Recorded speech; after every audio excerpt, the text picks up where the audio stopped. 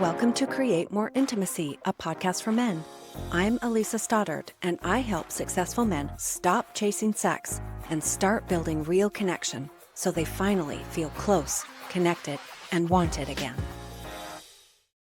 You know that moment when you're standing in the kitchen, mid-argument, and you can just feel that tension building. And you also know you are right. You've explained your point 3 different ways, and you backed it up with logic, and you're sure if she would just listen, she'd finally get it. Except she doesn't.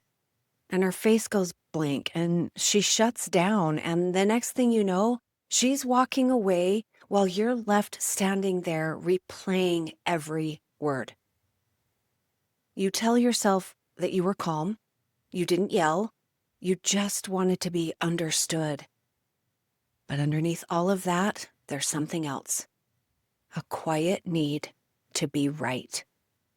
And in that moment, being right feels like safety. It feels like control. It feels like finally proving you're not the one screwing things up. Until the silence hits. And that win suddenly feels like a loss. Because you didn't want to win against her. You wanted to feel close again. You wanted to know that you could disagree and still be on the same team. Most men I work with don't realize how often their need to be right keeps them from the very thing they're fighting for, connection. It isn't arrogance. It's not stubbornness. It's protection. It's the belief that if you can just prove your point, maybe you'll finally feel respected. Maybe she'll finally see that you're trying. But what usually happens is the opposite. You dig in deeper. She retreats further. And what started as an attempt to fix something turns into another round of emotional distance. If this sounds familiar, you are not alone. This is one of the most common patterns I see in couples, and one of the hardest to spot in yourself. Because from the inside, it doesn't feel like you're fighting her. It feels like you're fighting for fairness, for logic, for truth. But somewhere along the way, you stopped fighting for the relationship, and it turns out that you are fighting against her. Today, we're going to talk about why that happens and what to do instead. We'll unpack where that need to be right actually comes from, why it is so hard to let go of, and how to shift from defending yourself to truly connecting with your partner. Because being right might feel good for a moment, but being understood and creating real peace between you feels a whole lot better. Welcome to episode 28. Stop needing to be right. For most men, the need to be right isn't about ego, it's about safety. You spent your whole life learning that respect is earned by getting things right. At work, being right earns trust. In school, it earned approval. In sports, it earns victory. And at home, for a long time, being right might have meant avoiding conflict altogether. So when things get tense with your wife, that old wiring kicks in. You want to solve it, fix it, explain it. Because that is what has always worked. You're not trying to dominate her. You're trying to find solid ground again. But emotional connection doesn't work like logic. And the more you try to prove your side, the more she feels unheard. And the more misunderstood you feel. It is such a painful loop. You both end up fighting for validation, not resolution. And at the root of all of this is a quiet belief that most men carry without even realizing it.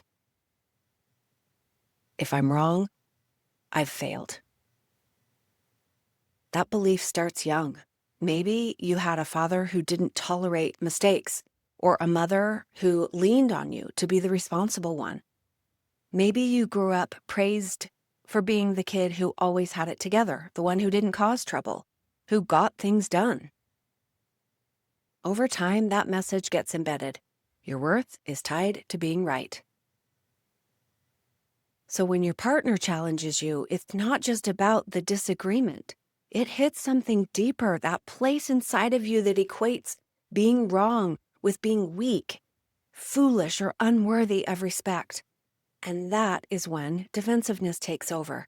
You start explaining your tone, your timing, your reasoning, anything to prove that you are not the bad guy. You are no longer talking to her, you are talking at her. Because in that moment, you're not just defending your point, you're defending your whole identity. Irony is, she isn't usually asking you to be wrong. She's actually asking you to be present and to listen and to understand how your words land, not just what they mean. But from the inside, it can feel impossible. If you back down, you feel walked over. If you push forward, you lose her trust. And that is a double bind that keeps so many men stuck, trying to fix connection with the same tools that broke it. Here's what's really going on. When you're locked into the need to be right, what you're actually fighting for is respect.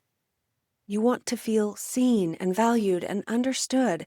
But because that desire is covered in layers of frustration and fear, it comes out sideways through arguments, control, or withdrawal. And that's where everything breaks down. Because the harder you push to be right, and the more unseen she feels, the more she withdraws, confirming your worst fear that you don't matter to her anymore. It's not that you're wrong, it's that your strategy is. You're trying to use control to earn connection, but connection can't be forced into submission. That's the shift I want you to see. You can't logic your way into love. You can only create it by leading with emotional honesty instead of intellectual certainty. The first shift is realizing that being right and being respected aren't the same thing. You can absolutely be right about the facts and still lose her trust in how you handle them. You can win an argument and still walk away feeling like you lost everything that actually matters. So the question becomes, do you want to be right or do you want to be happy and effective? Here's where the real work starts. In holding back your thoughts, but in learning to see the conversation differently. Number one, stop trying to prove your point. Start trying to understand hers. When tension rises, your mind automatically gears up for defense, rehearsing your side and gathering evidence and then building your case. But connection isn't built in the courtroom like that. It happens when you pause long enough to genuinely hear her. And not just her words, her emotions underneath. That pause changes everything because the moment you shift from proving to understanding, you stop being her opponent and start being her partner again. Try this. The next time you catch yourself wanting to correct her version of what happened, say instead, I want to understand what you mean by that. That single line can diffuse a power struggle faster than any perfectly crafted argument ever could. Number two, notice what you're protecting. When you feel that rush of irritation or the urge to prove yourself, that's not just frustration, it's a cue for you. It's a signal. Something inside of you is feeling threatened. It might be your sense of competence. Maybe it's your worth. It might even be the part of you that's tired of feeling blamed. Whatever it is, name it silently to yourself. I'm feeling disrespected. Or I'm feeling unseen right now. That quick self-check-in interrupts the automatic reaction, and it brings awareness to the surface. And that awareness is what gives you options. When you can see what you're protecting, you can decide whether it's really under threat or it just feels like it is.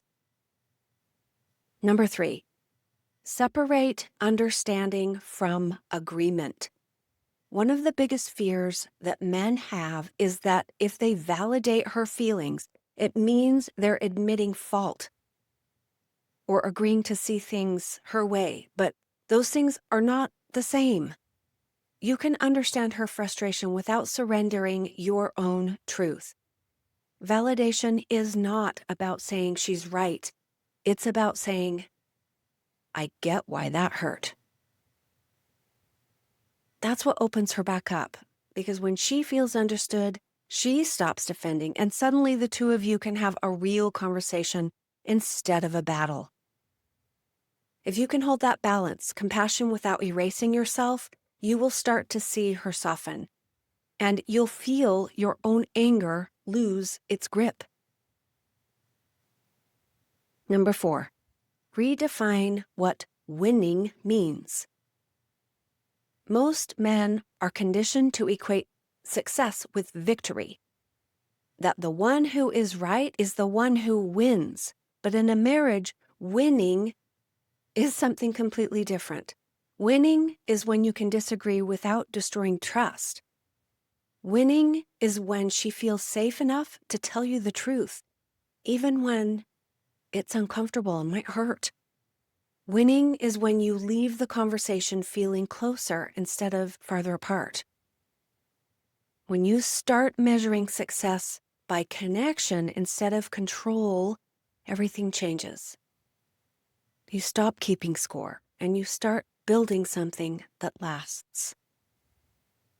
Because the truth is, you don't need to be right to be respected. You just need to show up with honesty, humility, and self-awareness, and those things earn more respect than any perfect argument ever could. Number 5, lead differently. As the man in the relationship, you set the emotional tone more than you realize. When you lead with defensiveness, she mirrors it. When you lead with calm and curiosity, she feels safe again. That's real leadership. And it's not through control, but through emotional maturity and awareness. It's saying, I don't need to prove my worth. I know my worth, so I can just listen. That's what creates the kind of relationship where she wants to lean in instead of pull away. Letting go of being right doesn't mean you stop having an opinion. It means you stop needing your opinion to win in order to feel valued. And when that shift happens, when you can disagree without fear, stay curious when you're hurt, and choose connection over control, that's when you finally feel the peace you've been chasing all along. Let's take a different kind of moment. You're not in a big argument. It's one of those quiet evenings where things are fine on the surface, but when she brings something up from years ago, you're stunned. Maybe it's a fight you thought you'd resolved. Something you said during a rough season, or way back when you were dating, or the way you pulled away when she needed you most. You've apologized, more than once probably. You've changed your behavior, you're showing up differently, you've done the work. But every time it comes up, it's like nothing you've done since then matters. She still seems hurt and guarded and distant. And you can feel the frustration start to rise. How long am I going to pay for this?